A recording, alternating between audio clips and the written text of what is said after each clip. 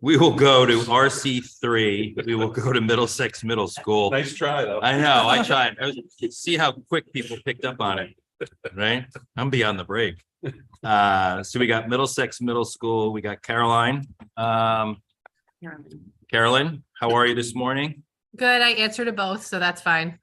Good. Thanks for joining us. Just as close to the mic as possible. We've got a big audience and folks online, so thank you. Sure. First, I just want to say thank you to the board and to the parents for always supporting the Middlesex community. We are extremely grateful for the generosity and support of our Board of Ed and our families. I'll quickly go through the RC as it's presented in the book. First, our enrollment for next year is projected at 1,063 students, which is down only 6 students from this year. We are looking to expand our Mandarin Chinese. Currently, we have 2 sections of 6th grade, which will be moving up to 7th grade. And incoming 6th graders will now have the option to take the Mandarin Chinese. So we are asking to move our current teacher from a 0.4 to a 0.8 to accommodate the students moving into 7th grade. In our clubs and councils, it reflects the MMS budget absorbing the robotics club. We have many students from all grade levels who participate in this club, and it is a wonderful addition to our extracurricular activities. On a side note, I do want to say I heard the discussion about the American Sign Language at the high school, and I do have to say that we had started, or actually one of our wonderful 7th graders noticed the need for ASL and started an ASL club after school at the middle school. So we are on board with that as well. Moving along to building substitutes, I believe Mr. Rudel spoke about the building substitutes, so I'm going to move past that one.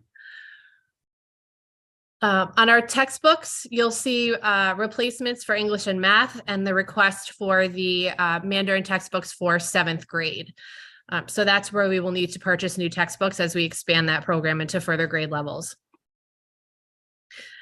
Our teaching supplies is relatively the same. We kept the Genius Hour. We have English, math, science, and social studies consumable teaching supplies that will have to be replaced next year.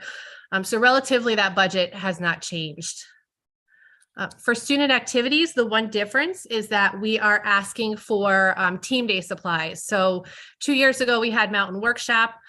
We kept that last year and discovered that the feedback was a little bit mixed, and our teams preferred to do a team day within the school building. This year it was phenomenal. They polled the students on what they would like to do, and we had everything from yoga to wellness rooms to outside activities to STEM activities, and they were able to rotate on team and meet their other peers. Because as we know, when they come into Middlesex, it's all of the elementary schools mixing into one school, and this was a great opportunity for the staff and the students to build a day where they could collaborate and work together within the building without having anybody from the outside. The $500 that you see for the annual poetry contest is the world language poetry contest that all of our students compete in with other schools. And then I believe that's most of my budget. I do want to note that for this budget, we really believed in focusing on what we are currently working on, such as Genius Hour and Ruler, to become experts in these areas before adding new initiatives. I know there was a talk at one of the board meetings about the same thing, and we really want to focus on building this community and building up the knowledge base with the students before adding other initiatives into the budget.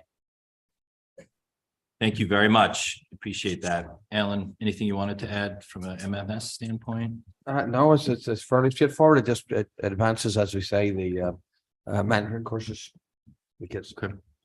I'll kick it off real quickly, and not for big discussion, but maybe for a takeaway. And I think I'll direct some of it toward Mr. Tranberg. So I think the one thing I need a better understanding of in our investment in technology over the last bunch of years, and then this continued textbook replacement. To me, there's a disconnect in textbook replacement, in teaching supplies, and everything that we're doing to moving toward technology, stuff we should be doing to putting stuff up in the cloud, and not photocopying. These students have great access to technology. They have great technology. So somewhere down the road, I need to have a better understanding of all the dollars and spent on textbooks and what's the connection to the curriculum and the technology. So, all right. And you want a high level, but I'll wanna actually keep touch things on it a moving. bit during RC 19 this Great. afternoon. Thank you. Thank you, Sarah. A quick question, Dr. Dahlstrom. The team day supplies, if you break that out, the $100 per team, that's like almost just over $1 a kid. So is that enough? Like, what can you get for $1 a child? I would love more. This was just to start the next year, is that these are more of the supplies that teachers buy to promote the team. For example, they'll buy beads and team colors. They'll buy things for the students to represent their team, to get them excited for the team day. So these are just small items that they purchase for the kids on the team. Okay. Yeah.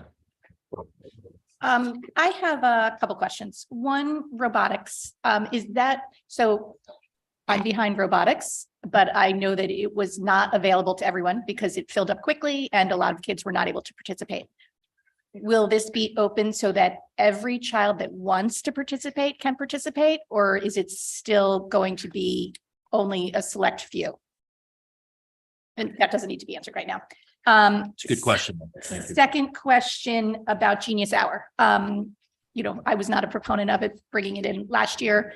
There was no survey done of the students. I'd never heard students being asked if they were interested or not. I'm wondering now if we are asking the students if they are enjoying it. And because I am hearing basically the things that I had expected, that it's adding additional stress. Students aren't happy with it. It's giving them more work. So I would be curious about that, if we're going to survey the students and see what's going on there. Jill. My questions are similar. I'd like an overview of robotics, where we are top to toe, Mr. Tranberg. And if we feel we're meeting the goals of the program, because I think it's, relevant to the middle school, but really it's an overall district. And so I'd love just if you have a high level, fine, but I'd really love a few minutes spent on the program, what the goals were, if we're accomplishing them, what it looks like, what enrollment looks like, if we're satisfied with that enrollment, et cetera. Similarly with Genius Hour, I know we had some things we wanted to accomplish. Where are we in the program? What are we accomplishing? What are we looking to accomplish? It's not a huge spend, but it is something we're explicitly asking kids to spend some time on. So I'd love to understand programmatically where we are in the implementation of this. Julie. Thank you. On Mandarin, I know we have 2 sections. I'm interested in how many students that represents, and I'm also curious if we've gone down any sections in Spanish or French with the intro to Mandarin, and or might we next year. I was also interested in I think it's general teaching. No, yes, general teaching supplies. Is that where the Genius Hour? Yes. So it's hard because all of our comps in our budget books are years that have now been impacted by the pandemic. So when we're looking at the comps, it's hard to know what a real normal year looks like, but it looks like we're running quite low. We have 60 plus budgeted for this year and we've spent about $12,000. So does that spend all come later in the year, or is that an overly generous budget line? What line were you looking at? I was looking at 24011. 24011, general teaching supplies. So not to be necessarily answered right this minute, but a question. Thank you, Julie. Dave. So following up on clubs and councils, unfortunately, these are slightly more policy than financial, but I'm just wondering, how do we measure what the attrition rate is? It's my understanding a lot of people are interested to sign up in the fall for different clubs and councils. Who's showing up in May and how do we track that? The other question I would have in terms of robotics, and this goes following on Jill's question, Chris, and again, this is a little more policy, but I can understand the importance of robotics, trying to get people hooked and get an interest in that for STEM purposes, but STEM is really going to come down to calculus, and it's going to come down to engineering, and it's going to come down to programming and some of the academic rigor that comes there. How do we tailor, or how do we track, what this is, and are we really teaching hard skills? Or is this just something kind of cool to play with? How do we follow on and make sure that we're actually creating that interest and providing the skill set to perform in those areas. Just real quick on robotics, is that, do our students at Fitch have access to that? Yes, they would. It's after school, so they Okay. absolutely would. Great, thanks, John. First, thanks to the Darien Foundation for, giving the gift and getting this Absolutely. program started. Thanks for saying that. And we knew this was coming, when we first approved the gift. Are they going to be involved in any way, shape or form going forward with support to this program? I could take it. Who's on first? That's sort of ends the level of support. I wouldn't say exclusively if there's tangential ways to continue to support it in auxiliary ways, but financially, it's the end of the financial support. Dennis. Yeah, just a point with that, I think it's more of a request for, I guess, this year and future years is that I think we need to do a better job of determining what impact an approval today or yesterday is going to put on future years, like Mandarin. We're all for Mandarin, but we're adding a 0.4 this year. Are we going, what is next year going by adding this 0.4 to 0.8 this year? Are we then approving one for sixth grade as well by doing this? And I think I don't feel I'm comfortable enough to know sometimes what an addition today means for tomorrow and future years. And I think we need better clarity on that. We had that Better, last year, better right? forecasting. Can you dig up what you had last year? I can share what we had last year, and to Mrs. Best's question also of what's the enrollment? Is it impacting French or Spanish? So eventually it does, but you need to have enough students taking a class, because when it's this year, the enrollment was 2 sections worth, and I don't have the exact enrollment in my head, but those 2 sections, because the way the program works at the middle school is you take the same language for 3 years. So those 2 sections would warrant the next 2 sections, and we're anticipating 2 more. But when you hit enough students, you're going to have, it's going to come from somewhere. We have about the same number of students that are taking, so it will come from Spanish or French at some point when the numbers warranted to do that. Just Rich, for a little clarity on, because it's one thing I highlighted on clubs and councils, the overall increase in clubs and councils is very specific to robotics and stipends, correct? So the contractual increase is 2.5% for the DEA contract, and then everything else is just the inclusion of robotics. In clubs and councils councils. throughout Yep. the budget. Okay, thank you. Anything else? Yes. Just Karen. on Sure. that, can we get a breakdown of all, I don't see exactly what clubs and councils are there and the dollar amount per club and council? Thank you. Good from a board perspective. We will move over. Board of Finance is going to submit questions. Ed, RTM Education, anything from your end? Thank you, Ed.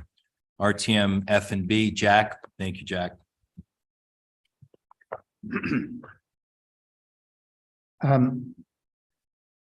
I think, and to follow up on Mr. Sini's comment, and it is a policy. We handle certain gifts differently in the town side versus the Board of Ed side. Quite honestly, when a gift is coming in on the town side, we make sure that there's funding for it for a period of time beyond 2 years, because we know it's ultimately going to end up in the budget.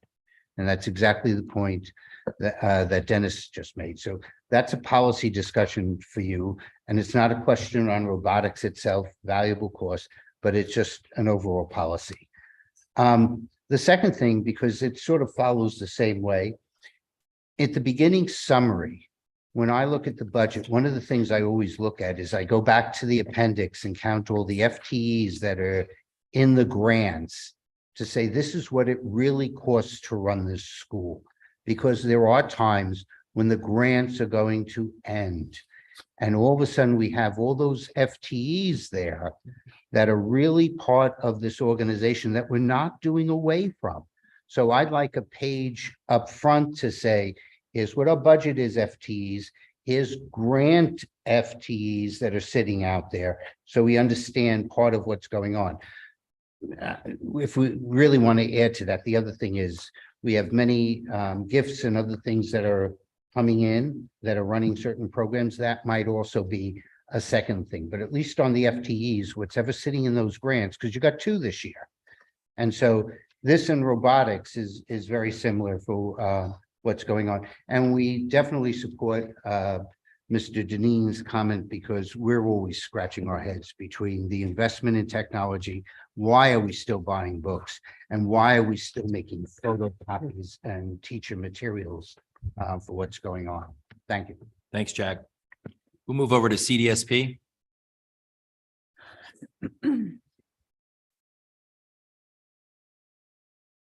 Thank you. Two that we had that have been talked about just as Genius Hour being received, we echo those feelings, and also the robotics questions, in addition to looking at what the gender balance is.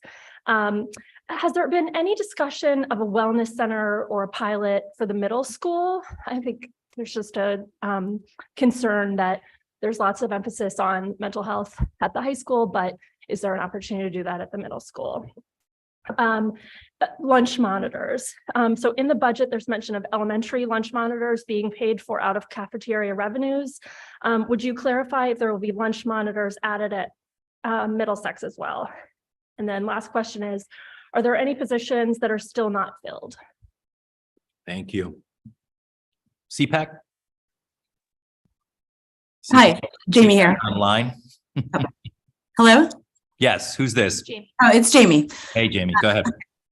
We just have two questions. Sorry, they're asking to start my video. We just have two quick questions. The first is, as with DHS, we'd like to see a breakdown of professional development by. Make sure you're speaking into the speaker, Jamie. Thank you. Sorry, I'm having some technical. Can you hear me?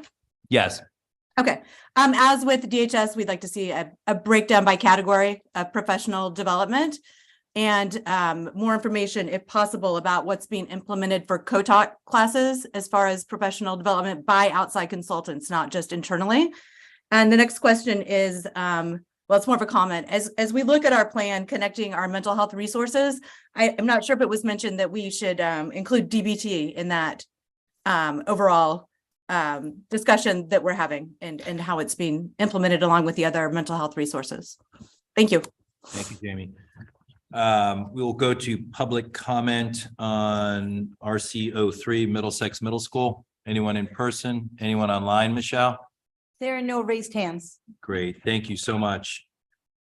We will move on to elementary schools, RC 5, 7, 8, 9, and 10 in terms of presentations. Luke, are you taking charge here? Great, thanks for coming in person, Luke, appreciate it. Pleasure. So we will start out with RC 5, which is Hinley. Great. Go ahead, Thank you. Luke Forshaw, principal of Oxbridge Elementary School, and I want to introduce my colleagues on Zoom. We have Natasha Torrey, interim principal at Royal, Paula Blakely, principal at Holmes Elementary, Ryan Betts, principal at Tokenique, and Carrie Snowden, the principal at Hinley. So welcome, and we'll just echo very briefly what everyone else has said, which is we really appreciate your support. We'll be brief in our updates today and are here for questions and certainly are here for any follow-up. So thank you for all that you're doing. Thank you also to our PTOs who are represented here today for the support for our schools as well. Just get that speaker to as close as I will. possible. Let me Thank raise it up and I'll hunch a little. Okay. So basically, I'm going to do two things. I want to do a quick overview of how our budgeting process is zero-based and that we look very carefully at all of our requests and our operating cost requests, but it also is formula-driven. So at a high level, the elementaries are highly collaborative. We look at the same formula to determine the operating cost of our school. The operating costs are driven by the projected enrollment. So our operating costs are in line with what they have been year over year in terms of the percentages per operating category. We have not recommended any changes in shifts for dollar amounts for operating percentages, and the dollars are driven basically from our enrollment. You'll also see our staffing is driven from those enrollment changes. And in a quick summary, the enrollment change that we're projecting right now is that increase in the third grade at Ox Ridge, an increase in the fifth grade at Royal, and a decrease of 1 FTE at Tokenique for kindergarten as of this time. As a function of that enrollment shift, we're also requesting a additional paraprofessional at Ox Ridge as we are increasing in our class enrollment.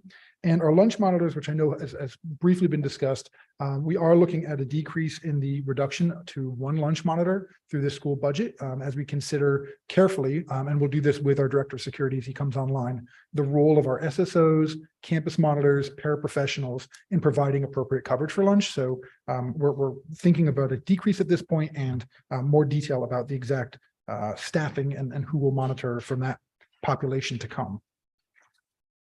At Oxbridge, another specific request, while it is not an FTE request, it is a shift, a reclassification of an existing position. Being mindful of this year with the completion of the Oxbridge School Project, we're welcoming our ELP section in full. ELP will have a proper facility, which we're thrilled about. And we want to make sure that there is a appropriate level of staffing for secretarial support.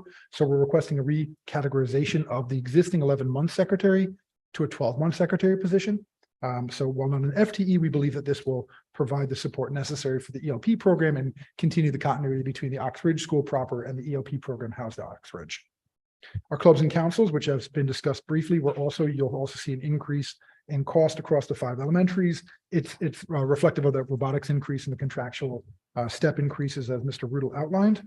I know there's been ample conversation about the billing substitute.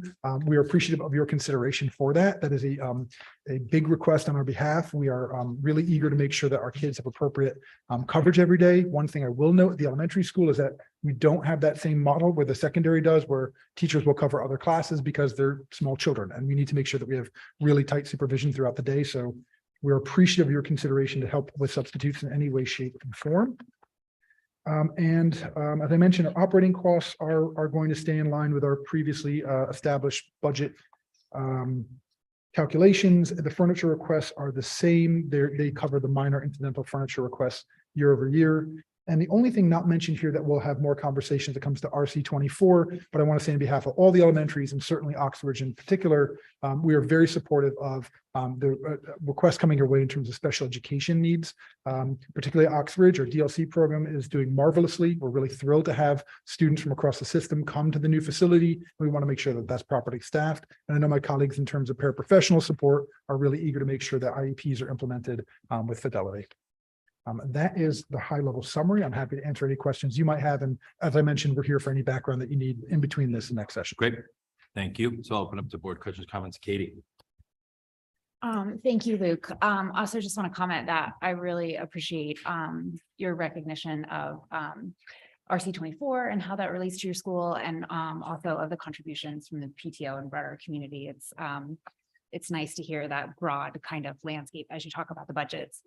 The secretarial change is a little confusing. Can you just talk about that a little bit more? As I was reading, the description, 10 months to 12 months and a retiring, and can you just walk us through that a little more? I certainly can. So ELP currently does not have an FTE dedicated as a secretarial position. There's not. You can look at ELP's RC category. What we want to do as ELP comes to one facility is to make sure that they have the secretarial support they need. We do not request an additional secretary at this point. What we're requesting is to take the 11-month current Oxbridge secretary position. So if you consider the main office secretary position, it's 11 months. And so we're thinking that if we can reclassify that as a 12-month position, that will then give that person the opportunity to serve the ELP program over the summer, in addition to providing the extra support to them to do the ELP tasks throughout the year, providing the secretarial support for that work. There's also going to be some support from our central office team relative to enrollment.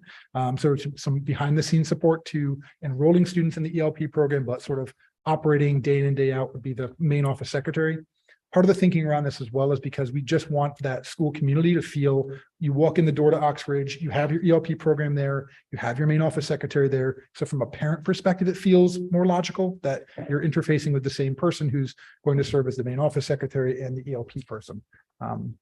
And you think that the addition of 1 month is enough to cover those 9 classes of ELP?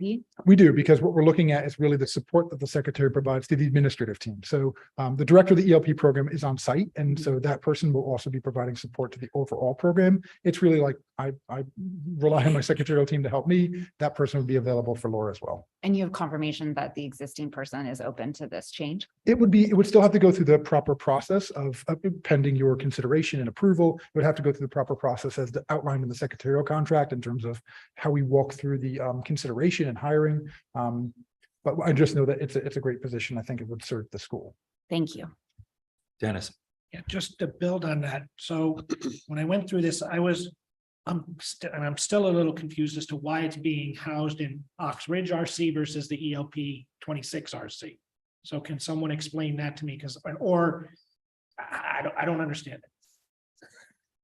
Well, right now, the person is in the Oxford RC because the person is not doing any special education work. So we could, So- proportionate. So prior to this year, one of the secretaries at Royal assisted ELP, and that was a 12-month secretary. And that was primarily because ELP was at Tokenique, Royal, and Oxbridge. That individual retired, and then that was not filled. So it's really following the same model that we had in the past to support ELP, whereas it was based in the schools RC. If we were to split the person, it's hard to say what portion would you go to ELP RC 26 and what portion would go to Oxbridge, because while one of the 12 months would primarily really just be ELP, which is the summer for ESY, they are going to do work during the year, supporting Laura and supporting the program as they would support Luke. And while the comment was made, can it support another 9 classes? It's not really another 9 classes, Right. Because there are some ELP classes at Oxbridge currently. But Katie brings up a good point. The capacity there is for 9 classes. So over time, what to see what the needs are. So just to get clarity, and maybe it's the way I'm reading this, we are not adding an FTE. All right, but you're moving a secretary over to Oxbridge to cover ELP. No, it would be, I'm sorry. The existing secretary at Oxbridge, which is an 11-month secretary, would be reclassified as a 12-month secretary instead. And provide support to Right, ELP. support. And can I just say one thing about capacity? We looked at the number of students on the caseloads of the secretaries at the middle and the high school, and we are convinced that the secretary at Oxbridge has the ability to absorb additional cases because those caseloads are so much larger. Julie. Thank you. And thanks for clearing that up because I was very confused. I think I'm there. On a broader level, do you all have any concerns about the staffing at Ox versus the other schools? If you take ELP out of the equation, there are 509 students next year at Oxbridge versus 353 students K-5 at Royal, which is a pretty big difference. And yet we have the same structure, principal, 2 APs, 2 psychologists, I think 2 central office admins. Is that all sufficient? Do we need to be looking at things any differently to be providing the same experience? As the biggest school, I can say that we're well staffed. We support our students. We have a great program. So yeah. Are we overstaffed at the other school? I don't think so. I really don't. I think that we, knowing the capacity and how hard our teams are working, and the fluctuation has happened year over year, where some years you have bigger classes, some years you don't. I also think that there's also challenges associated with the number of students who might have different needs in a given building. I think that we're all appropriately staffed and very appreciative for the staffing provided to the schools. Jill. I have a couple questions. One, it would just be helpful to understand the secretarial model at each school. It's moved a couple times in over the years. We had 2 secretaries at one point because one person was handling a lot of special ed. I know with SEDS, we've needed a lot of support. So would just love to understand what exactly the current model looks like with this change in place, please. And you can either do that verbally or you can just put it on a paper in a little chart. My second question was about substitutes. Actually, I'll ask my second question, then I'm going to switch.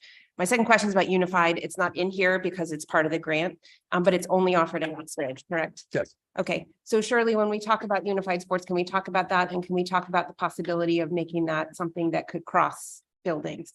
Because I know we've tried to keep kids in classrooms where we can, and so it'd be lovely for kids across the district at that age group to be able to experience Unified if possible. So sorry, it's more of a statement. And then third is substitutes. So how does it work today in your schools? If you've got a teacher out for a couple of days, what is your model, given that you can't just pull from somewhere else? Yeah, so we're appreciative of the building substitutes that we currently have. And as Mr. Riddle noted earlier, not all schools are full in that area. So if you have building substitutes, they're your first line. You're deploying them in the morning. You're using interns, if you do have an intern, which I know is hard to fill as well. And so those are the first people that we deploy out for those positions. Otherwise, we're relying on our instructional paraprofessional teams. So each building has an allocation of instructional paraprofessionals. We use them judiciously. We don't have them in the class all day. It's a bit of we all think about like sort of our morning Sudoku or crossword puzzle. Who goes where? How do you staff the rooms? How do you consider the needs of all the players in your building? But we do use those individuals as the next layer to provide that support.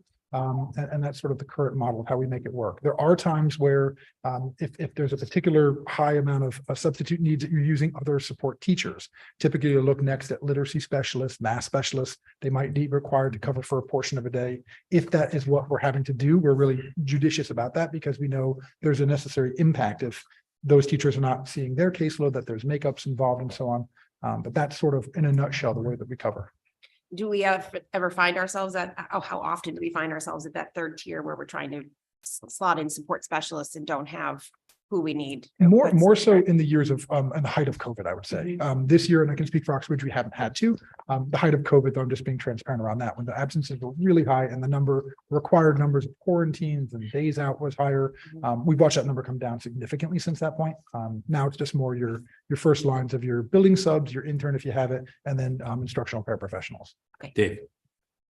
Thanks. Turning to the lunch monitors, and I apologize, this is a little more policy than budget, but we have the idea of the SSOs contributing to the lunchroom monitor. I would like to hear from a director of security if that really is consistent with what we had planned for the SSOs to be doing during the day. So I'd appreciate that feedback. And again, sorry, I was unprepared to know whether that really is what we had the SSOs planning to do or not planning to do. And then I think really we should have a conversation as a board level a little more broadly around the lunchroom situation. I know we had a prior chair who thought it was a good idea to keep parents out of the lunchrooms. I think maybe we want to revisit that and think maybe we should have some parents being involved and doing some stuff like that. So I think there's a conversation we may want to have about parental involvement inside the buildings. Prior superintendent, I think you meant to say, right? I believe it's both. Oh. Thank you, Dave. Real quick, I'm assuming the answer is yes, but Marge, Rich, these substitutes, they move between buildings, right? Okay. Yes. All right, John. On the lunch monitors and the funding, and I applaud the financial ingenuity in using some Chartwell's revenues to pay. Maybe give a little more detail on this, Rich, and what kind of surplus are we looking at? Are we charging our customers, i.e. students, too much in running that surplus? With inflation, we've discussed this in the finance committee a lot, but maybe if you just bring a little more color to this model and whether or not it's been used elsewhere. Sure. So last year, the food service fund generated in excess of $200,000. It essentially replenished everything that was lost during COVID when either we were shut down or we didn't really have lunch quite as normal. This year, we're in the same model where we're probably going to generate a little over $200,000. We were actually notified by Chartwell's just last week that us and Westport are considered the flagship models for Chartwell's for their non-NSLP program, which is really a testament to how good the service has been, how good the pricing has been, and the quality of food. If we look at Westport as another, they have had Chartwell's for well over a decade. And if you actually look at the Westport model and their budget, you'll actually see they use contributions from their food service to fund custodial supplies and custodial maintenance to kind of offset their budget. Because they've been doing it for 10 years, they're kind of like ahead of us. And I think what we're seeing now is we're at a point where we have enough revenue that's been generated that we can support things that are truly related to the cafeteria and to serving lunch, which are lunch monitors. I think if you were to, fast forward a couple of years, we'll probably be in a better spot. Right now, we're kind of in that hybrid model where we still have about, I think it's 7 employees that are district-wide employees and the rest are Chartwell's employees. And so the model is through attrition. And so as individuals either retire or resign and kind of move on from the district, you'll probably see that profit grow because the expenses will be less. The benefit of Chartwell's versus doing it yourself is they have much bigger buying power than we do. They own farms across the country and they can source food. And so we've seen our expenses go down while our revenue was also improved. But we haven't increased the price of the typical lunch that individuals would have to purchase. That's been steady for a number of years here in Darien. And I think as we move forward with the Chartwell's model, you'll actually be able to use that more in terms of an offset to your budget, just as Westport does. And just last follow-up, equipment, are we good on that front as well? So So I know the surplus was supposed to be used for. Yep. So one of the things we talked about in a previous finance committee is kind of taking an inventory of what we would like to replace and some aging equipment. And I think we're going to end up doing that towards the end of the school year. So even with a $200,000 plus profit this year, we'll probably be sitting on a fund balance in excess of 600,000. And possibly by the end of next year, close to $1 million. And we don't really want to sit on $1 million. That's too much money to sit on. But the benefit of having that money is then we can start replacing refrigerators and stoves and steamers and things like that, and not have to put that in a capital budget and then ask the taxpayers to pay for that. And so what you'll end up seeing is probably a higher equipment repair line item or an equipment line item where we slowly start to replace these steamers and refrigerators, some of which are pricey. If you've been on the Oxbridge Building Committee, you'll see that some of this stuff is $30,000-$40,000 a piece of equipment. And so we're going to be able to do both as that revenue kind of continues to grow. I'm sorry, I gotta jump in on and play Joan Hendricks then for a second. What are we doing with the surplus funds now? Where do they sit? They sit in a bank account, and they're really just earning a couple % interest in this rate. All right, and you manage that balance? Yes. Okay. Maybe we could talk about that at upcoming finance. meeting. Yeah. That's my question. Please. Nothing to do with John's experience on the finance. I'm not saying to invest in high growth stocks either. Katie. Rich, question about Chartwells. Do they also handle all of the non-food supplies relating to food service, the disposables? Yes, like forks and knives and things like that. Yes. So that's built into their budget. So how will that be impacted when the new Oxbridge cafeteria is built and comes with dishwashers and reusable, and kind of what's the one? So first part of the question, how will that be impacted next year at Oxbridge? And then second part of the question, is there budgeting consideration for moving our lunch service to a more sustainable model? Sure. So they would just in terms of Oxbridge, they're going to do the dishes just like the kitchen staff would do there now.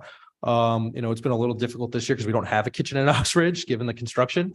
But the staff at Oxbridge through Chartwells is staffed rather well. We could always, if it works out well at Oxbridge, there's no reason we couldn't kind of expand that out to the other elementary schools and eventually the middle and the high school.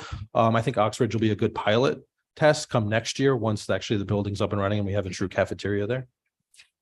So sorry, I just wanted to say then, so that shift is within the bounds of the Chartwell contract and it's something that they'll handle and it's not, okay, thank you. Thanks, Katie. Julie. Thank you. Changing topics, a question on Tokenique sections for next year.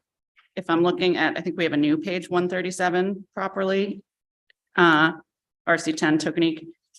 It looks like we now have 3 sections of kindergarten at Tokenique, all 3 over the break point. So are we still talking about going down a section at Tokenique? So the section just didn't change. There was a minor typo on the page that was edited. So currently we have 4. We are going down to 3. It is at the line, which means if one student comes in, it would tip. But doesn't this say it's over the line if all the class sizes are 22 and the break That is the point's line. 21? The break point's 22. Oh, am I looking at I the think. old copy? No, the new copy has break point 21. Old copy was break point 22. Okay. So then I don't, okay.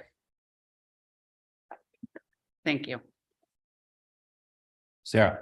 I just have a quick question about intramurals at each of your schools. It's my understanding that not everybody is running intramurals and at one point it used to be just Holmes. Is that still the case? You'll come back to us with that? I can speak to, we use intramural budget to support our unified sports program at Oxbridge. We do not have another intramural program this time. Okay. Is Holmes still doing it, Paula? Somebody else was talking about it. Tokenique was talking about it. I don't know if they got it off the ground yet. Yeah, no, we don't have it off the ground yet, but we did have interest in it originally. Does that interest remain? No, sorry. No, the person that was interested in teaching that class has committed to another program. Thank you. Yeah. Like Luke and your colleagues, thank you so much for your thoughtful approach to the budget and looking to see where you could save money. My question is the same about robotics, except for the fact, is it open to all grades or is it just because you're elementary school, so it's a little different? Or is it just a couple of the higher grades? Nope, there's 3 programs effectively. There's a younger, like a lower kind of robotics club, an upper robotics club, and then a competition level group. So theoretically, there could be 3 clubs running. It's hard to staff. That's the challenge right now. Many schools have one or two up and running. I don't believe any of us have the full staffing available for all three, but we're all in support of the club. We think it's a great opportunity. It's just difficult to staff right now. Okay, so I guess my question, as with all the other schools, is are we going to be able to support every child that wants to take part in it? We need teachers. We need coaches and teachers. That's right now the bottleneck for us. Okay, thank you. So I think it'd be good to see when it comes to robotics, some type of graph as to how this is all working, because it sounds like something that's just going to continue to get momentum. And I think Dave brings up a good point as to how does this tie into STEM and the curriculum. So any other questions or comments on the elementary school RCs? The only Dr. thing, Hadley? so I'm sorry, I forgot one important addition, which is that we are requesting an additional custodian at Oxbridge as well. Yes. It's going to hit the facilities line, but I'd be remiss if I didn't. Yep. know. Thank you. Sorry. Yeah, I'm just pointing out that the secretarial position and the lunch monitor positions are, Mr. Sheeny mentioned, are ways of actually trying to address FTEs and also trying to address the overall increase in the budgets, just trying to manage that a little bit. And there are a total of 7 lunch monitors in the actual count, 5 at the elementary school, 2 at the middle school. All right. Thank you. Thank you all. Thank you all for joining us this morning. Appreciate it. Appreciate all the work building the budget. Thank you. Thank you for your support. Oh, yeah. Thank you. Stay with us just a second, or Luke's here. So with that, we'll move over to RTM Education. Ed? Yeah, just a couple of questions. For elementary, is the cost per pupil for Oxbridge higher because of ELP? Can this be broken out so it's comparable to the other schools? And what are the dues and memberships at elementary for? And then one other question on substitutes, it's maybe less specific to elementary, but a comment that Mr. Forgeron made. So when you talk about how you're using the building subs and staffing the classrooms. So I understand in elementary school, it's more important maybe to have someone actually in the room. I guess when you assess the cost benefit of the cost of this additional substitute and the benefit they're going to be in the room, when you get to high school and specifically the more advanced classes like AP French or calculus or something like that, like what is the educational benefit of the substitute in that scenario compared to not having a substitute and having someone just sort of cover it? And it's, I guess, a question of how you assess that benefit compared to, let's say, at the elementary school, where to me as a non-educator, it would seem like it's a lot clearer. Thank you. Thanks, Ed. We'll move over to RTM F&B. Thanks, Jack.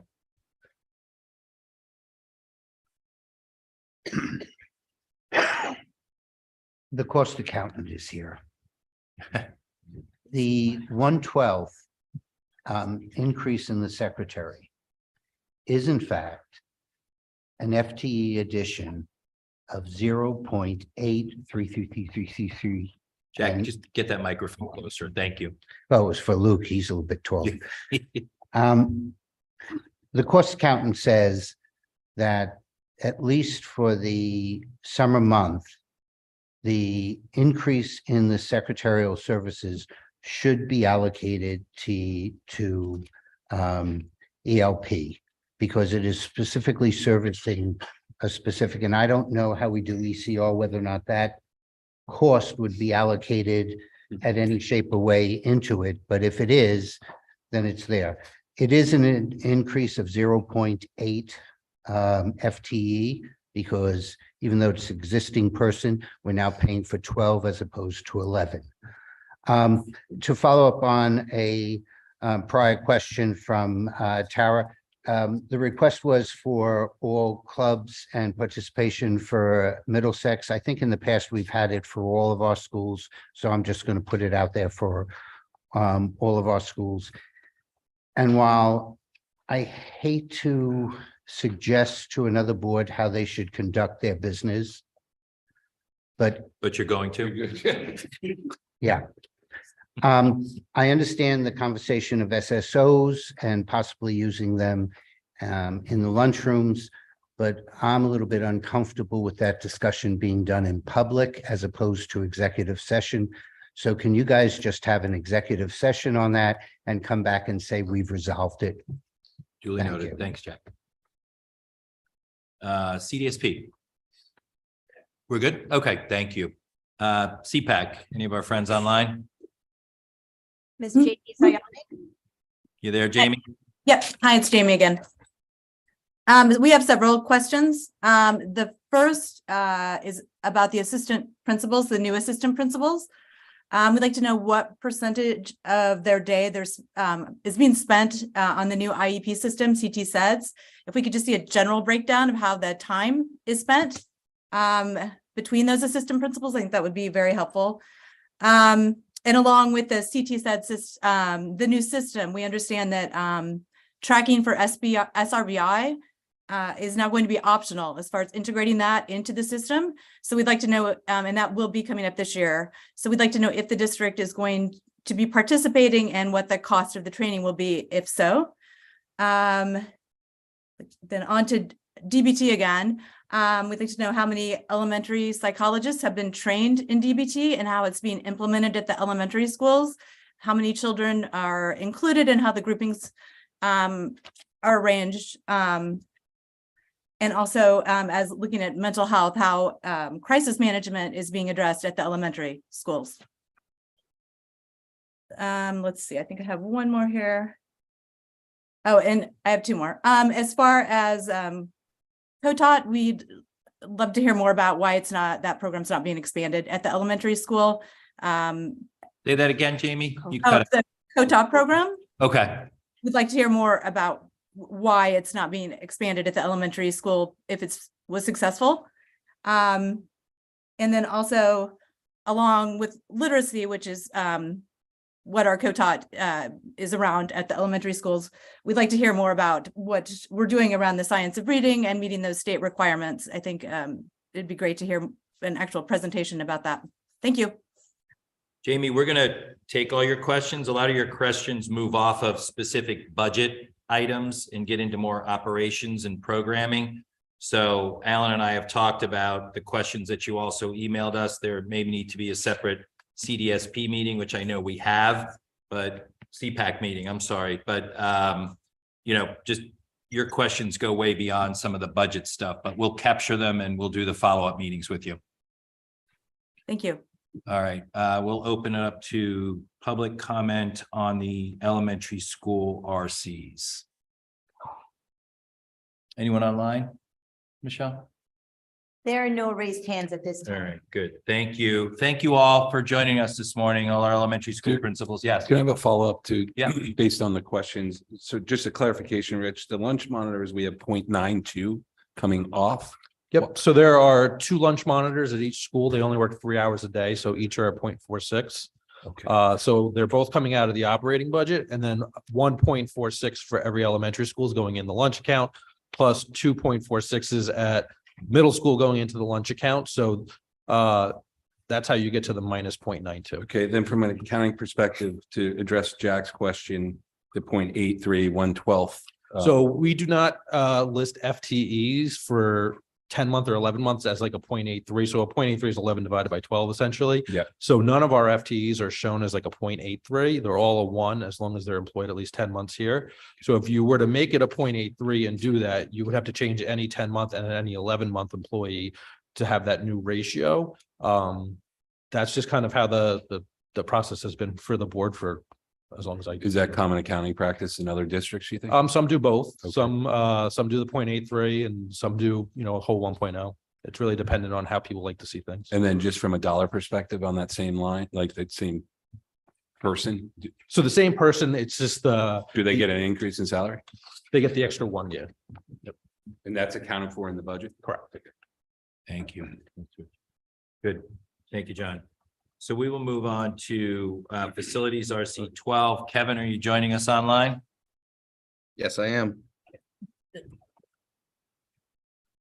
Good morning, everybody. Good morning, Kevin. Good Thank you morning. for joining us. Thank you all for attending. People are taking breaks, I'm sure. Go ahead, Kevin. All right. So thank you for allowing me to present RC 12, the facilities budget for the upcoming fiscal year. This year, the maintenance department, like everybody else, experienced a number of cost increases, mainly driven by inflation, oil prices, and even contractual increases. Some examples of those are found in the line items for refuse, custodial supplies, and contracted cleaning services. Now, we tried to keep flat or even decrease lines wherever it was possible. Some of those decreases are due to the collective bargaining contracts, ability to take on more tasks with our in-house labor, and just overall management and maintenance methods. The net result of which basically is a 1% overall decrease to RC12 year to year. Some examples of those decreases are consultant services, plumbing supplies, etc. One area I want to highlight, Dr. Forshaw pointed out just moments ago, we do have the additional custodian at Ox Ridge. This addition had been discussed over the last couple budget cycles, and it's a critical component to our operation. Phase 2 of Ox Ridge is progressing nicely, and the ability to keep that section clean to our standards has to be met. So the Ox Ridge, even with the additional FTE, will still have the highest ratio of square foot per custodian in the district, and that's highlighted by the chart on page 148. Something that you don't see in the budget but is highlighted in the narrative is an item that was brought up last year at the same time, which is an additional grounds worker. As the summary explains, our schools are going through a bit of a rebirth, and with all new landscape designs on 4 out of the 7 campuses, the amount of work needed to maintain those beautiful new construction projects is going to be increasingly difficult with our current staffing levels. So I just wanted to highlight that today. And with that, I'll turn it over to any questions you may have. Thank you, Kevin. Dennis. Yes, in the narrative, there's a phrase in here that says there's a realization that now all FTE requests can make it to the board for approval.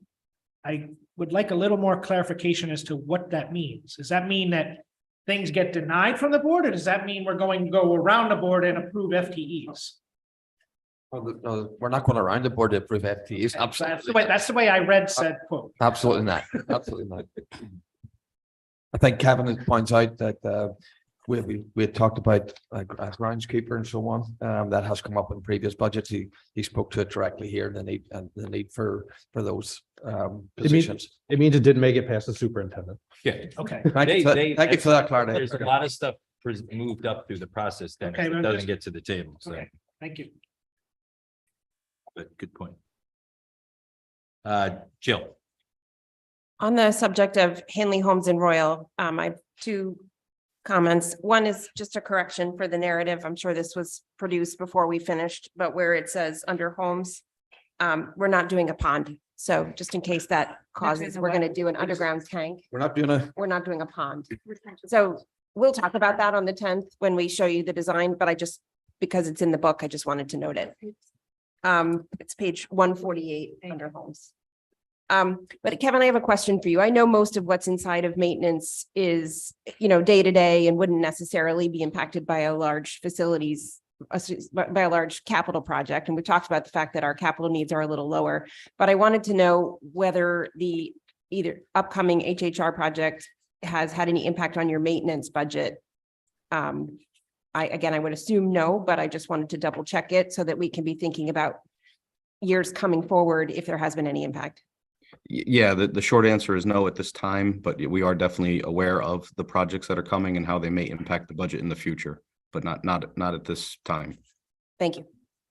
So Kevin, if I could push back a little on the incredible job you and your team do. And you're the professional here, but looking at the ratio of square footage and custodians, and I'm a big proponent of getting you all what you need, but with a brand new, very clean, organized, efficient school, do you really need to go up to that many custodians in that school? So yes, to have the entire ELP program with all the difficulties that come with cleaning up after youngsters, plus the fact that that building we anticipated to be heavily used every evening for after school activities, it's going to be a very large ask of just the bodies that we have. Fair enough. I appreciate that, Kevin. You're welcome. Good points. Julie? Thank you. Thanks for all the info that was in here. I appreciated all the detail. I see that the item for reserve for emergency repairs, you're going down quite a bit, and it looks like it fluctuates quite a bit over the years. I would imagine it's hard to plan for unanticipated emergencies. So I just wanted to confirm that you're comfortable with that. I assume you are, and probably trust that if you found yourself in a position where you needed more, you would know you could ask for it. That's exactly right. We try to mitigate emergencies as much as possible, but we would- Excellent. So with that kind of same thinking, talk to me about snow removal. How do you come up with that number? So that is based off of previous years with our, whether it's the usage or the number of hours that we spend removing snow. And obviously we can't predict the weather. So we just kind of use that set of data to try and derive the budget that you have before you. Okay, thank you. And if you ever go into pending snowstorms, Julie, we'd be Got my happy to almanac get in my it. back pocket. It's a tough one. It's a question that someone asks every year. So, How's February break looking? yeah, it's very quick, Sarah. Thank you. I'm gonna go back to my 101012100 improvement of sites. Is that also porta potties in this RC? And if so, $40,000 seems like a lot of money to spend on porta potties. It is not porta potty. Okay, all right. So what does that mean? What is 1210000? What is 122000 improvement of buildings? And related, how is that different from 72016, which I think is the general maintenance line? So improvement of buildings can be anything from having to replace blinds that are patterned or not working. Improvement of sites can be anything that's typically outside the building. This needs to be taken care of. It's not your typical like care of grounds where it's like mowing and mulching. Okay. and stuff like that. Okay. And then 72016, how is that different than improvement of buildings? The classrooms, corridors, auditorium, what is that? So classroom corridors are all inside. It could be a repair of like a basketball hoop. Okay. all right, It could that be makes anything sense. like that. And then- So Kevin, just a little follow-up on Sarah, improvement of sites, improvement of buildings. I've done my own little facility tours on a regular basis, and I don't know, sent probably close to 100 pictures to you and Dr. Adley. I get concerned with seeing those line items flat.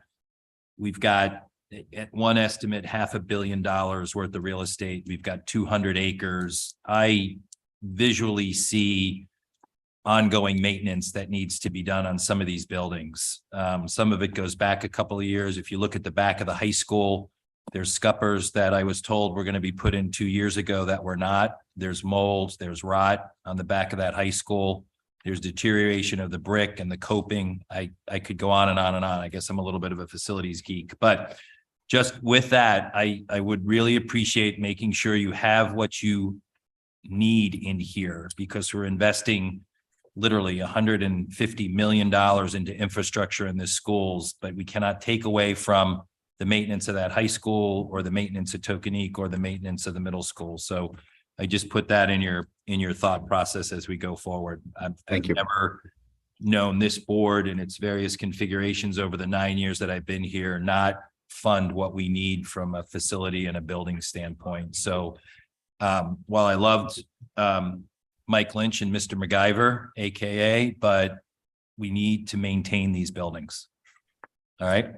Very good. Katie. Thank you.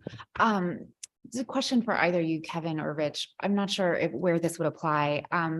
But in terms of looking forward to our buildings, to your point, Duke, about maintenance and long-term planning, where would a feasibility study belong? Would that be in this, or would that be a capital project? It would be an operating expense. Okay, it would be. So are there plans to, in looking through the capital projects and looking through the maintenance needs going forward, are there plans to do a feasibility study for the middle school? So there's actually a new state law that requires districts now to do feasibility studies every certain amount of years. So it's likely that not in this budget, but in the fiscal 25 budget, you're going to see a request for a feasibility study. I think if it's looking at the middle school particularly, and I don't want to speak for Kevin, I think that your chance to target the middle school is going to be once the HHR buildings are done. To be able to do the middle school while you're doing 3 buildings and really technically 4, because Oxford isn't really quite done yet, is too much to handle. So I think as you get closer to that endpoint of HHR being complete, that's when you're going to start looking at the middle school, and primarily a new roof is going to be one of the things that you're going to want to look at. And then at that point, it's going to be the only school without central air. And that might be one item that you want to look at post HHR. I appreciate that. And just to clarify, your comments about, sort of how many projects we have on our plate at one time. The time that it takes to conduct a study to kind of get approvals, and that is not small either. So can we afford to wait another year to even have that discussion about its appropriateness? I mean, to Duke's point about things that we just kind of see and hear anecdotally, I'm hearing about staff members and offices and closets and leaking roofs and stuff in the middle school. Does it make sense? Can we wait a year to even discuss a feasibility study at the middle school? So it's a good question, Katie, having been on this board a long time. We're still, I think, playing off the master plan, which was done, which is probably going on 6, 7, or 8 years, which gave a lot of good detail. The good news is in all the folks that have been in and out of these schools in terms of architects and contractors with everything that we have going on, library redesign, security, audits and stuff like that, we consistently get a feedback of how well maintained our buildings are. Yeah, there's leaky roofs and all that type of stuff, but Mike and now Kevin has been on it. And I just, it's a broader conversation about just general upkeep and maintenance. So I would go back to Kevin. Kevin, you don't have to answer us now, but it's a good question as to if there's a point in time. And then the big question around it is, what is the cost associated with it? Because there is a lead time to it, but I'll leave it at that, if that makes sense. Julie. I know I asked this last year, but I'm worried that we are that we have unrealized revenue potential with our facilities usage. Our rates are considerably lower than our neighbors. We're hundreds of dollars below neighboring towns for gym rentals, et cetera. And especially as our facilities are getting better and better, and there's more potential to share them with others, and perhaps create a stronger revenue stream. I'd really like us to look at that moving forward. Good. Just build off of that. So what struck Okay, me in Sarah. particular, sorry, was the auditorium, because that is much, much lower than Westport and Greenwich. And if we're improving the auditorium significantly, that I think is a very large opportunity for some big increases there. Thank you. Dennis. And to build on rentals as well, my question is on account 10-2008 building rentals, where we're going down $30,000 due to the construction at Henley Homes and Royal. Does that impact our contract with the YMCA? No, they will just be at a different location. Good question. Thank you, Dennis. David. Just following up on that, my question would be if we're underpriced relative to our peers and we're not getting the same sort of traffic, then maybe pricing isn't the issue and maybe something else. So just wondering what could be contributing to that. I think the thing we just have to come to realization at is that there may be some limitations over the next couple of years with these schools, right? So that's the biggest issue. One of the reasons you see revenue down for next budget is the fact that we have 3 buildings that'll be offline. So we're going to lose a little bit of revenue there. The hope is once those buildings come back online, then you're going to see that swing back up. Yep. Good. Julie.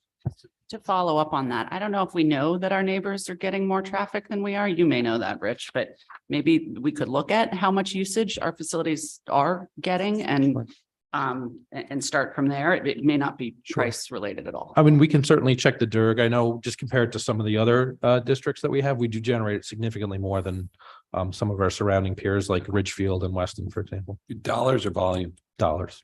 Good. John. Yeah, I mean, it comes down to, I guess it's a broader thing. We typically don't adjust budgets for revenues, but it sounds like there might be some opportunities for this board to up some revenues. Again, that's going to be small dollars in the grand scheme of it, but we should be in line with the market. I'd love to, Rich, if there's any way you could map out what a reasonable increase to get us more in line with the average would bring us some revenue. So we had a dollar amount that we could propose when we go through ads cuts. That'd be great. Good. Jill. I have two questions. One is to the board. We usually look at this number and set it in the spring. So do we want to, do we want to look at it closely now in the middle of budget season? Or do we want to look at it in the spring and reset it Yes, in the thank you. spring? Next So- question. Okay, we're looking at it now. And then Kevin, next question for you. I appreciate the, it has to do with Oxford, but looking at the square footage and the custodian ratio, how we run it with the new numbers for Hinley Homes and Royal.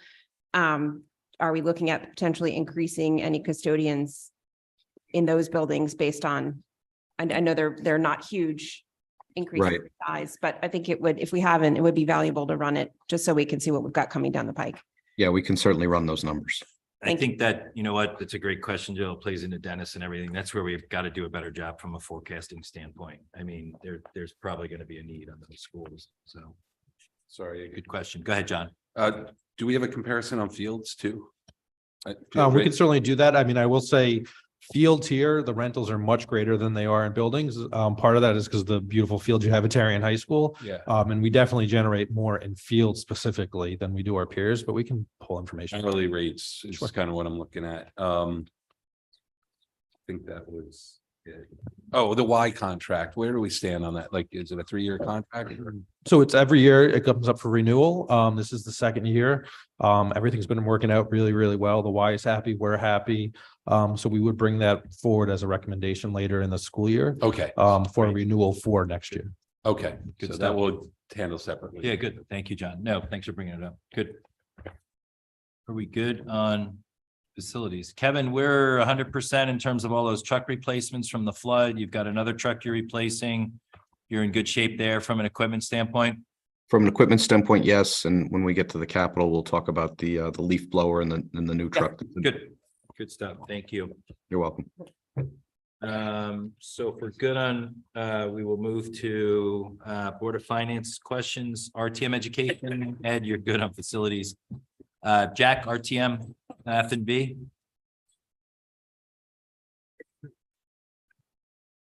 Quickly, I agree with the review of the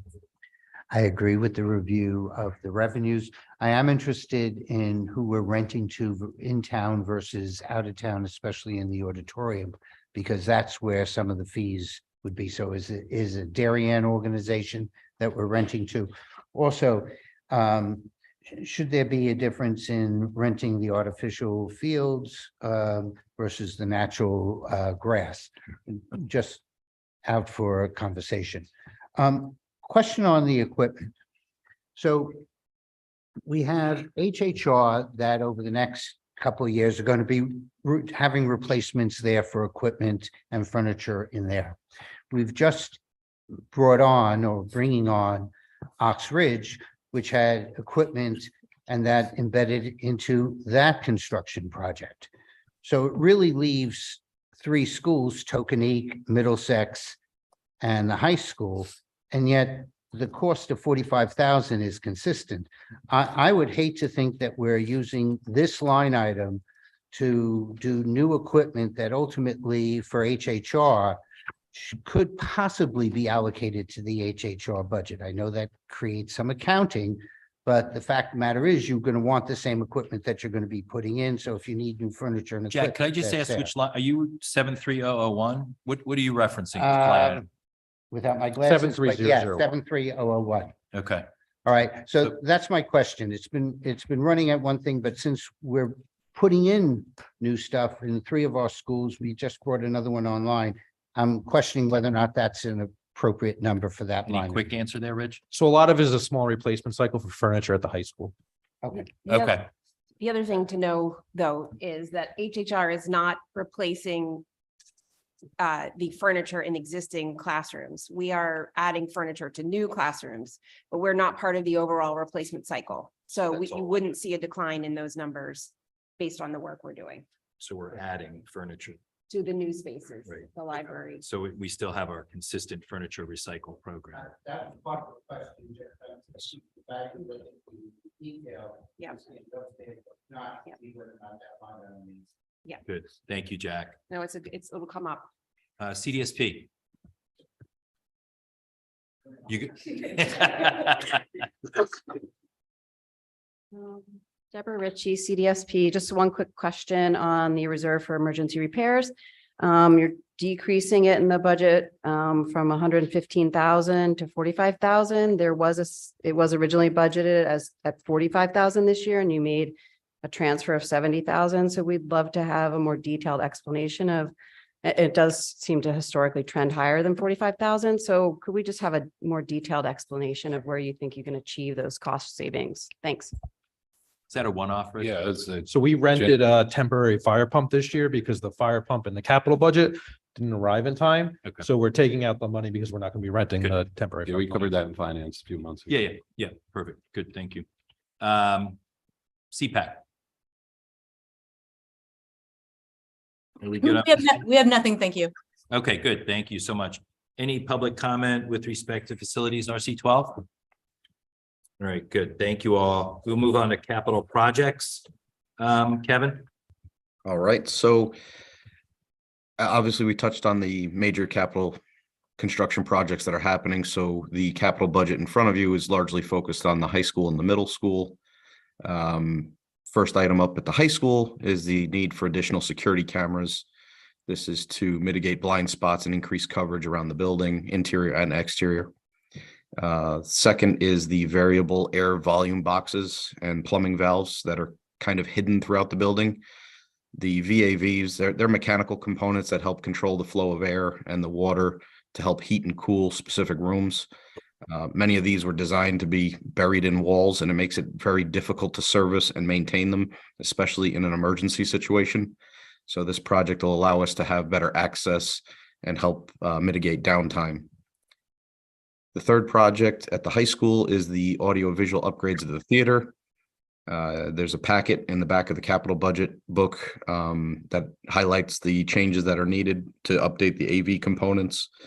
And that project allows the performing arts to have a more robust experience within the theater. Moving over to Middlesex, the gym wall padding, it's cracked, peeling, faded, and it's not just aesthetics, but also safety concern. So we're calling for the replacement of the wall padding in both gyms at the middle school. Next on the list is the masonry ceiling of the north facade. This is the 1940 section of the school. We started last summer renovating and restoring the south and the east facades, which was a large success. This basically closes the loop on that section of the building. And then lastly, for the middle school are the fire alarm visual strobes. These are very old, very difficult to find replacements for, and helps protect the fire alarm system itself. And as far as the district-wide is concerned, we touched on it briefly. The ride-on leaf blower and the replacement truck cycle, those vehicles are used day in, day out, and much needed in order to help our staff get their tasks completed.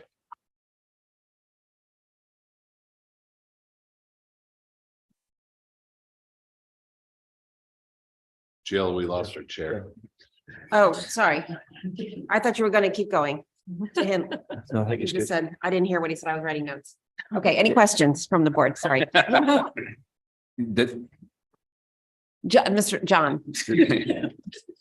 You got to work on this. All joking aside, Kevin, is the ride on, like, are there any is there any machinery that enhances the productivity? I mean, I can imagine a ride on versus a push blower is worlds better, but like, I guess I'm getting at, do we not own certain equipment that could vastly enhance productivity? Well, I think to your point, that's exactly what this request does. It allows us to have 2 ride-on leaf blowers so we could deploy our existing ground crew in 2 different directions so that we don't have to, wait for the equipment to be readily available. We're going to get more use out of the staff with this additional equipment. Okay, thanks. You're welcome. Julie. Thank you. I have a number of questions on the auditorium upgrades. That's kind of a big item. I don't know if that's something we want to have a bigger discussion on. So I just want to say that before I launched with my questions. Shall I Are there launch? questions you feel we could answer if you just email them into us? Well, it's more information that I'd like as we move forward considering this. Okay. So for example, I would like to understand in general how these improvements will affect students' abilities to use and experience the auditorium and what they're doing. It sounds like there's a lot of complexity in the existing systems. I don't know if more kids have opportunities to actually be involved if we simplify a lot of what's going on, for example. So do you want to speak to that? And maybe I you can, yes. Hi, Colleen Thompson, Director of Music. Thanks. Sure. So that was a big factor in producing this proposal.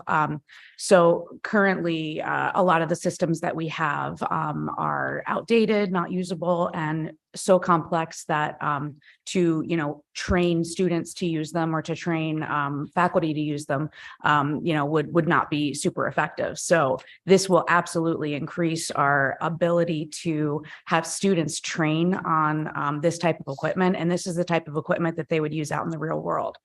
For every performer on stage, there's dozens of people backstage, and that's a huge part of what we train our students to do in the performing arts. So this will absolutely increase our ability to get students in classes. We have a music technology class, and we have a robust theater program and a theater tech program that we would absolutely get students more involved with these upgrades. Does that help a little, Julie? Yeah, Okay. I have more, but I'll wait. Yeah, okay, good. No, thank you, David. Yeah, just kind of following up on that. I think a complex tech situation would be a good STEM learning opportunity for people to figure out.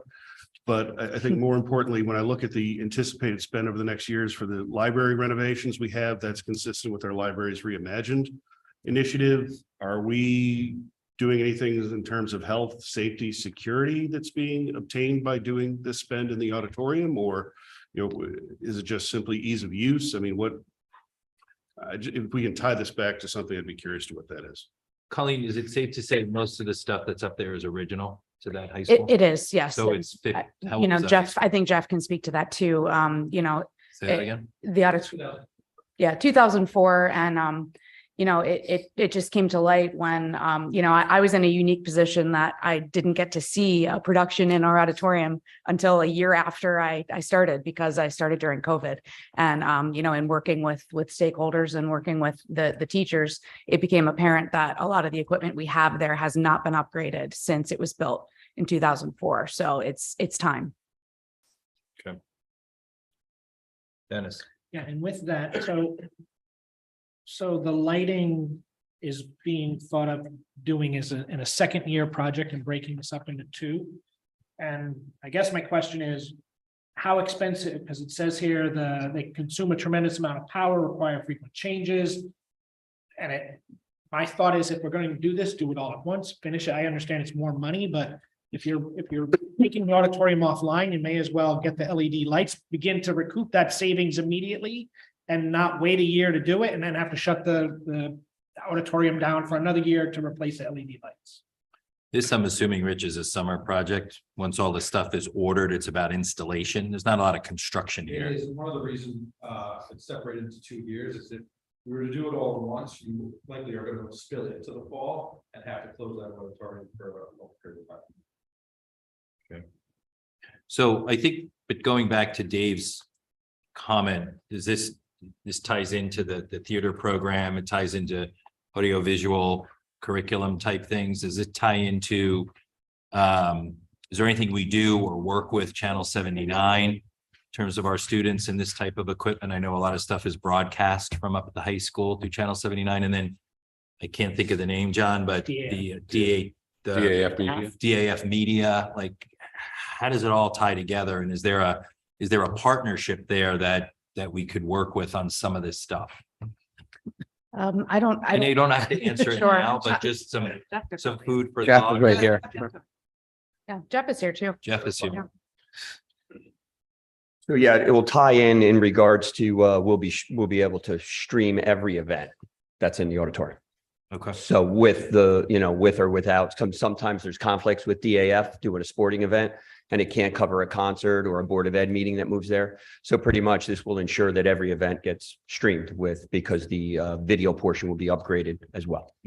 I trust Colleen thoroughly, but in your professional opinion, having manned our booth for so many years here, what's your thought on this type of investment up there? I see you up there at every performance. Yeah, yeah, it's time. I haven't asked, since we started at the new school, which isn't new anymore, but with the intention of the bones have always been good. But the kind of the guts of it and behind the scenes, we've had some shortcomings even since we moved into that building, but we made it all work. And now kind of with everything with technology, it's time. All right, John. While you're up there, I mean, I see you training, students Yeah, up there. I mean, how do you see the training going with the new equipment? Yeah, I think one thing with the tech gear overall, it's just become so much more friendlier. And that's, I think, the key. And so I think it's just going to be, it's kind of getting the word out to the students is kind of the hard part. And then once they find out that they can go behind the scenes and be part of it, I think this is just going to increase that. Absolutely. And so just tying this back to $1 million investment up there leads to how much we can increase our revenues on renting that space out. But does that, all that stuff is accessible to folks that come in and rent that auditorium? Yeah, with 100%. Your Yeah. supervision or guidance or? Correct. 100%. It's available for all the rentals as well. Okay. Sarah, Just building on that, is currently, are people not renting our spaces because it's antiquated, or would this increase, people coming in to rent our space? It's possible. It's a hard question to answer.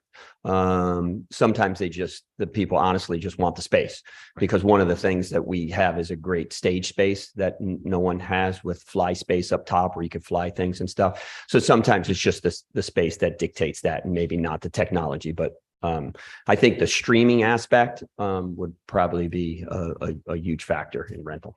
good point. Jill.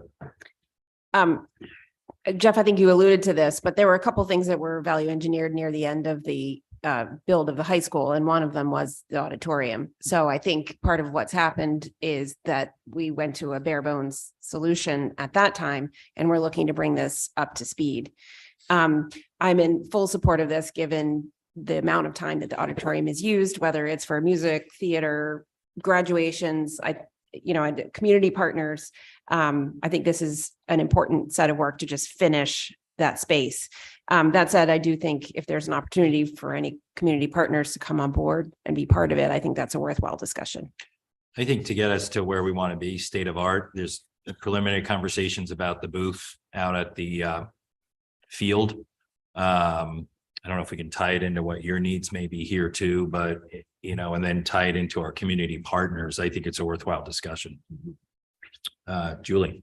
Thank you. I was just going to add, as we move forward, if we could get a better understanding what some of these pieces are, as we maybe need to evaluate what are the need to haves and what are the nice to haves, like the confidence monitor sounds amazing, but I'm not sure that I can fully appreciate it just yet. And also what any potential offsets are. I know currently we're using a lot of rental equipment. We have inefficient power usage. We might have reduced maintenance, I would hope, with all of this. So if we could try to wrap our heads around where we would get savings out of this as well, would be super helpful. Good, thank you. Everyone good? We good on anything else on capital? So Colleen, anything else? No, I Thank you. I Thank think you those for being questions here. were answered. Sure. Jeff, you're always here, but thank you. Okay, all right, good. So Kevin, we'll keep moving. I hear stomachs grumbling, but we'll keep moving quickly through the next two. Fixed expenses, Kevin? Do you want I'm sorry. Trying to keep things moving. RTM education, Ed, sure, step up, please. Thank you. Thanks. I think just a comment or suggestion I would make, I've made it before, but when you talk about community partners, and that's great, but we should remember, I know we're a public institution, University of Connecticut offers naming rights for donations to fund its campus improvements. This is a very large project, and if a community partner wants to support it, that's great, but I think we should be a little bit more open-minded, because we're talking about $1 million. Thank you. Understood. Thanks, Ed. Jack. Because we're talking about capital, I think it's important that you understand part of how the RTM F&B will be looking at budgets this year, not only for the Board of Ed, but the Board of Selectmen. When we run overages and those funds go back into the general fund, the only thing that the general fund can be used for is to purchase capital. So that's part of the reason why we're going to be looking and saying, you know what? We'd prefer you not to be running overages. And if you need money, come back to us, because capital needs, giving it back in theory to the taxpayers the next years, we can't use that money for operations. So you're going to hear something later when we get into the technology that I'm going to be proposing. But that's part of it. If I'm looking at you, you guys are very low for capital this year. If we're running the same type of thing on the Board of Selectmen side, I'm going to tell you that my anticipated refunds coming back from the Board of Selectmen in your budget will be greater than the capital requests going into this year's budget, which means that's not good. Thank you. Thanks, Jack. CDSP, anything on facilities? You guys good? Thank you. CPAC? Nothing, thank you. Good, thank you. Any public comments with respect to facilities capital? We good? All right, good. Thank you all. Public comment? Did they say that? Fixed expenses, Kevin, RC 25. So I'll take it for Kevin. So there are really three primary drivers to the RC 25 fixed. It's health insurance, it's utility costs, and transportation. So as most people have seen their own utility costs rise, we're no different. We were very fortunate in the current year to lock in heating oil at $2.30 a gallon, well below market rate. Next year, our rates will be at $3.45 per gallon, and then which will add about $63,000 to the budget. Additionally, natural gas prices have risen almost 25%. That's going to add another $84,000. And then obviously with Oxbridge coming online, the building will be bigger, and there'll be more heating costs there. We were fortunate in one area of utilities. The town did lock in a supply rate with Constellation at just about 8 cents per kilowatt hour, which is well below market rate. And so we're not seeing a significant increase there. We did talk about this at a finance committee. Aquarian is raising rates in excess of 10% next year. And so that is adding about $15,000 to the water account. And then diesel fuel, which affects our transportation and our buses. Again, we were very lucky to lock in this year at $2.30 per gallon, which is well below rates. For next year, it's going to be $3.52. So that's adding about $80,000 to the budget. The big driver, more so than anything in fixed, is health insurance. We are very, very lucky that we locked in a not to exceed rate of 7% for next year, given our claim history. If we look at our claim history, we have 26 claims that have exceeded $100,000. We have 9 claims that have exceeded $250,000. And we have 4 claims that have exceeded $500,000, including 1 claim that's exceeded $3 million. So given that, we were actually running at 140% loss ratio, which means for every dollar we're giving Anthem, they're spending $1.40. So if you were to go to market, they're going to want to recoup that money. So we're lucky that we have this rate lock in place. We do not have a rate lock for fiscal 25, so not the budget you're looking at now, but the year after. So we will have to look at what our options are available. I know some people have talked about, should we go self-insured? Is that a model? So we did look at self-insured. That would be about $3 million more than you're looking at currently in this budget. Part of the issue for that is anytime you're self-insured, you have to purchase what's called stop loss insurance. So typically what you buy is individual stop loss insurance. So that means you're paying up to, let's say, the first $250,000 on a claim, and then you have insurance that picks up after that. That alone would cost us $2 million given our high claimants. And so it's just not really a time to go to a self-insured model. Another option down the road could potentially be the state plan. However, the state plan, you have to make a 3-year commitment. You have absolutely no control over what those rates will or will not be. And if we look at some of our neighboring districts, they've actually left the state plan. Westport recently left the state plan. Weston has left the state plan. Trumbull, I believe, has left the state plan. And part of that is their rate setting doesn't actually coincide with your budget calendar. And so what will end up happening is you get guidance of, let's say, a 10% increase, and then they surprise you with a 14 or 15% increase. So that's not a great option either, but that right now is not going to affect our budget for fiscal 24. That will be a fiscal 25 issue. And then So in terms Rich, of just to pause there on the insurance, you had mentioned a 40% increase potential down the road, but how does that play into the $5 million it would cost us to self-insure? Sure. So the 40% increase would be if we did not have a rate cap and we went to market today, Okay. we would be looking at a 40% rate hike. If we went self-insured, you'd be looking at 3 million. So a 40% rate hike is probably a $4 or $5 million increase from where we're at. Self-insured model would be a little over $3 million. So you're not that far off, but maybe a little bit better. But health insurance is certainly an issue. And really what's driving Darienne's claims primarily more than anything is we have a small group of small population that have very serious illnesses that are driving up costs. So it's not like we need a wellness component to make people healthier. We just unfortunately have a lot of individuals with primarily cancer claims, and that doesn't necessarily mean the employee. It could be an employee spouse or child, whatever it might be. But that's really what's driving it. And health insurance does tend to be cyclical. Usually people are hit with 4 or 5 years of really bad claims, and then it kind of cycles back down where you have really good claims. So if you look back 5 years ago, Darien was very lucky and had very modest health insurance increases. And now we're in that period of time where our health insurance increases are quite bad. If we look at a neighboring community like Ridgefield, they have incredible health claims right now where their health claims are very low. But 5 years ago, when we were down, they were really, really up. And so it tends to be very cyclical. So then the other item we did want to highlight is transportation. This will be the last year of the contract with First Student. There is a nationwide driver shortages throughout the state of Connecticut. And as a result, wages for drivers have been going up. They've been trying to offer sign-on bonuses. And so when you do things like that, that ends up getting passed off to the consumer. In this case, we are the consumer.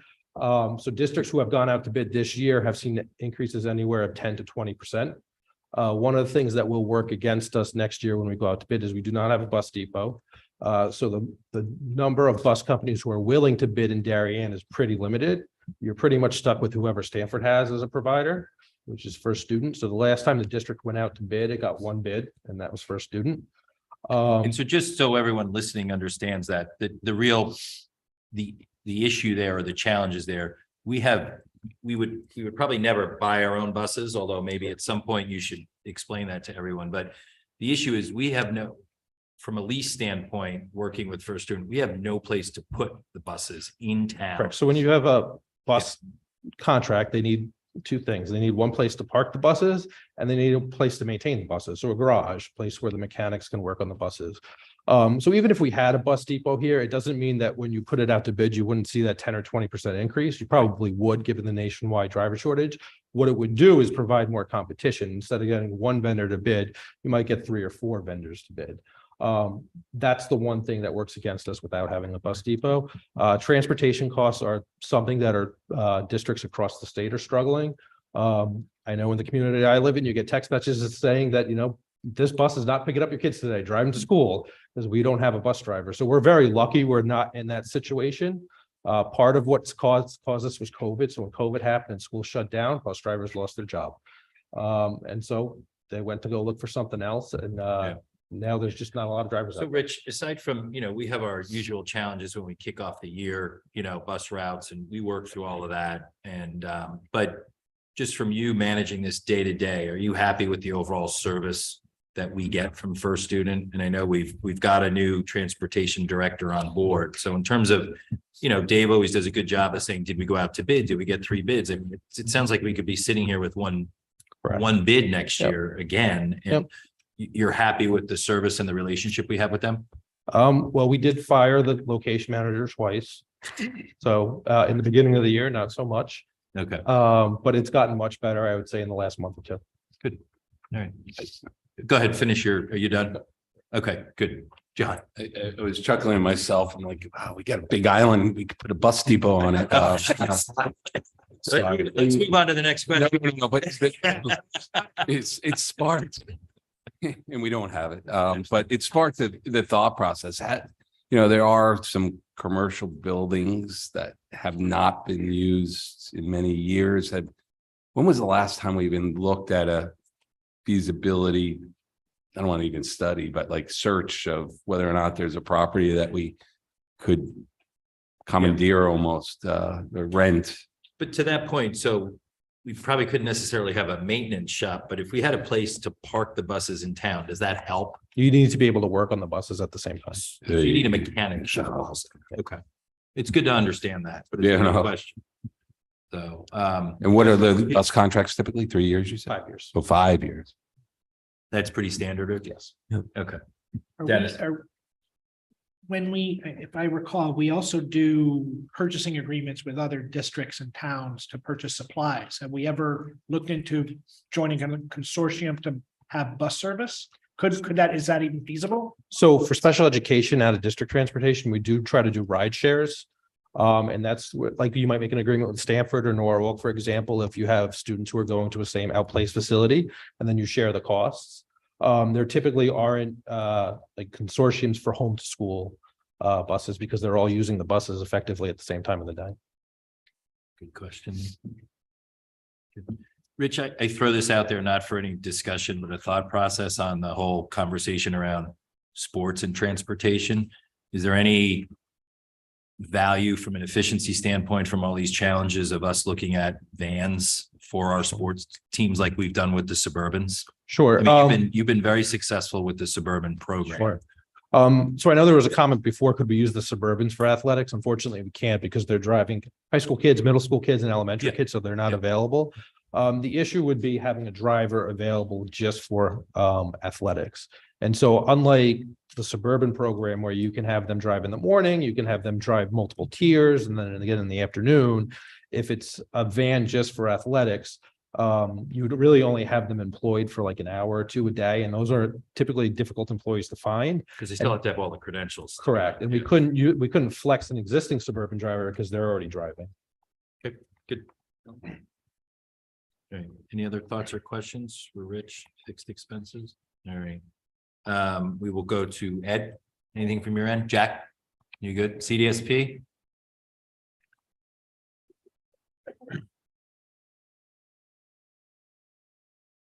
Okay.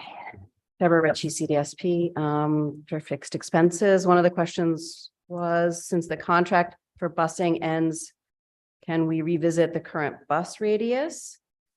And building on your conversation about parking buses in town, have we had discussions with the town regarding any possible locations so we can help decrease costs or increase competitiveness of the bids? And how much would we save if we were able to bring the buses in district and park them here? It sounds like we'd have to hire someone to do. But I think that was, repairs. we could only park them here if we have a maintenance shop for them. Right, So so I'm just curious if we had that in place, what cost savings could be achieved? And then could coaches be used to drive possible athletic vans? Some schools use this model and have coaches get all the certifications that they need to provide that transportation. Thanks. Thanks, Deb. CPAC, anything? Nothing, thank you. Thank you. Any public comment with respect to RC 25 fixed expenses? Anyone in-house? Anyone online? Michelle pass out from hunger? All right, I think we'll try and go through, Colleen is here, go through music, RC 13. Thank you.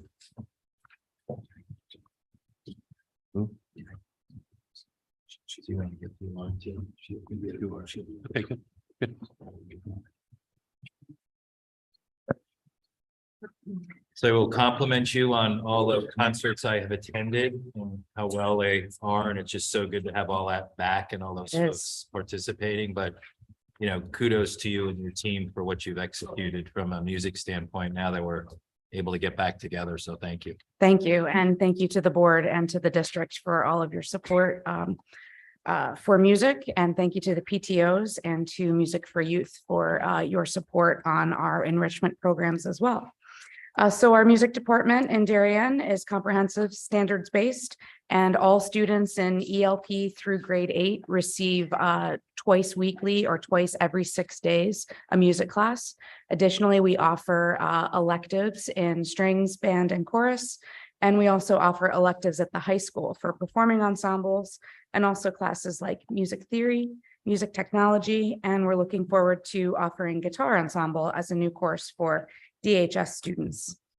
So if it's okay, I was going to just go through the line items that have some specific things to explain, and then I'm happy to. I would just take hit the high questions. points, knowing we've all read through all of this. Sure. So, but that would be great. Thank you. Absolutely. So I would say account 24005, general teaching supplies. This is where we have the increased cost for guitar ensemble, our new class.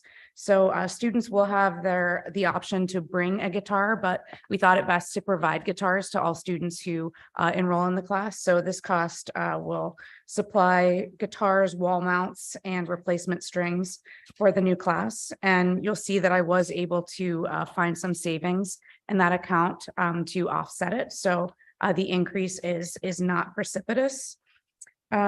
Look over, I wanted to explain a little in account number 250.26, dues and memberships. This is our account for any dues and memberships that are necessary for me as the director or for our teachers to provide students with opportunities such as the Western Regional Festival or the All-State Festival that's sponsored by the Connecticut Music Education Association. And what has come to light in the last few years is that our teachers are required to pay $134 in memberships to NAFME in order for our students to participate in these festivals. And the festivals do provide them with a really high level experience to collaborate with other students. For example, this year we have 18 students who are accepted to Western Regionals at the high school level, 26 students who were accepted, that's 26 from MMS, which is a really high number. And so this gives students an opportunity to audition and basically compete against, but then perform with their colleagues in different districts. So we think it's important that we provide those memberships for the teachers who send students to those festivals. So that is accounting for the increase in that line. There's another small increase in account 72045, our piano tuning budget. And quite frankly, our piano tuning costs increased by $10 per tuning. So that accounts for that cost. And I think that really accounts for most of the changes in this year's budget Good. Thank you, in Colin. the past. Any questions? Board questions, thoughts? Sarah? Thank you. Last year, I tried to add uniforms, the Yes. music uniforms into the budget. I don't see them again this year. Is there a reason why you left them out? Is that still a need that parents are required to pay for those uniforms? Well, we actually decided as a department to change those requirements. So rather than students being required to buy a specific uniform, we're moving to a model where students at the high school level just simply wear long black. And we did some research on districts around us. And also, if you participate in music at the collegiate level or even the professional level, that's typically the outfit is long black. And so what we're going to start doing at the beginning of the year is simply providing students and parents with just some guidelines of what they could wear, but essentially they could wear a pantsuit like I'm wearing right now with a black shirt, Okay. and the students will look beautiful on stage. And so I think that will eliminate a lot of those challenges. Great. And boys tux is not required? No, we're actually going to move to a model where boys wear blazers and black shirts as well. This also kind of creates a less binary experience so that we've got, one gender wearing all black, another gender wearing black and white. It just will streamline everything for everyone. Great. Thanks for that explanation. Sure. Thanks. Good. From a board perspective, good. Where did RTM Ed go? We'll go to RTM F and B. The first one. Combo. Casey is now filling in for Ed online, so in case Yeah. you have any questions, raise your hand. No questions. Thanks, Okay, Casey. thank you. Thanks, Jack. You're good, Jack? I'm good. CDSP, you're good. CPAC, are we good? No questions. Thank you. Any public comment? All right, good. We will follow through on one more before we break for lunch. We've got Jacqueline here on art. Jacqueline, thank you for coming in. Thank you. Of course. Good Yeah, morning. thanks for being here. Thank you. Thank you to the board and to the town for their continued support of our visual arts program. We've got a few more weeks where our UCBC show will be up. So if you haven't seen that yet, please try to stop over and put a date on your calendar for Tuesday, May 16th is our DHS art show, end of the year art show. That'll be in the cafeteria. So save the date for that for us. We have a very similar budget from previous years. So I'll just highlight my one significant change is we're asking for 5 new wheels for the high school. So 12 of our wheels that we currently have are original to the school building. And we're just looking to, we've maintained them, we've repaired them, but just hoping that we can update and get 5 new wheels for the different classrooms. We have 28 classes that are clay-based and 26 of them use the wheels. So they're used every period of the day, all year long. Other than that, there's no significant changes from last year's budget. I'm not sure I would go for that based on the amount of clay I have in my kitchen. And It's used the amount of shelves I've had to. all day long, every period of the day, and it's very heavy. Yes. It's good stuff. Thank Thank you you. so much. Good stuff. John. Does the replacement or does the 5 new wheels get you into a replacement schedule? I would say no, because we repair our wheels as needed.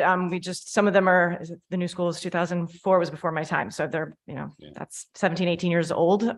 We have a repairs contract, not contract, but a repairs account through Kilnray that they come and they'll replace foot pedals, they'll replace cords, they'll replace motors. So it's really when the body of the wheel just starts to break down beyond repair. So I think a typical wheel that's well maintained can go for 15 years.